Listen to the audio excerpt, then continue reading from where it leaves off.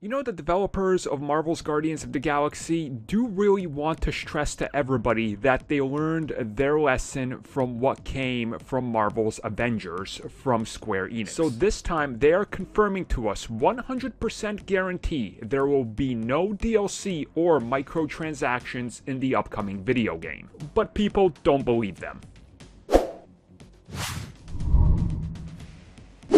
You can definitely tell that Square Enix is telling its developers, specifically the guys behind Guardians of the Galaxy, to do damage control for all the damage that was done by the Avengers because of their insane amount of money that they want you to spend on just cosmetics and other things that were removed right prior to launch from the video game, which were, of course, more microtransactions, which we've learned. Now, at the same time, Guardians of the Galaxy is promising to not do any of that, and the developers have stated multiple times now that Guardians of the Galaxy will not feature any form of additional DLC or microtransactions that you have to pay for or do anything for, and people were quick to call them out for this because of, well, the pre-order DLC and skins, which are clearly built into the game. Meaning that there are mechanics to support DLC and skins that you can buy or do something to get that you can't get anywhere else. Again,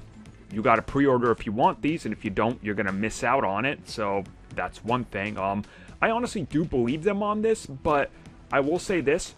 Never take these corporations, for their word, because I believe it was, what was it, Crash Racing maybe? Or was it Crash 4? I can't remember which one.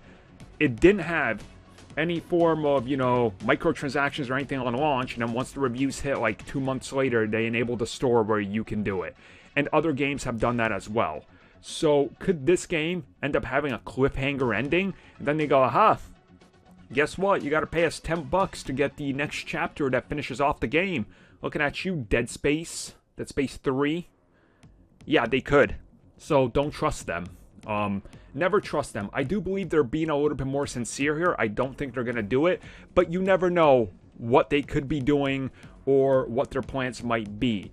And you look at Capcom just recently at E3 also. Resident Evil Village.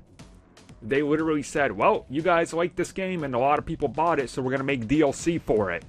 They couldn't even confirm what it was because they have no idea. They're just going to get working on it now because the next entry in Resident Evil is probably 4 years away, at least the mainline, proper Resident Evil. So here you go. So I do trust them to a degree, but I won't be shocked if we get to 6 months out. They're like, hey guys, check it out. Extra chapter or an extra story where you get to play as one of the other Guardians. Isn't that what you wanted? You can do it now. Ta-da! We screwed ya.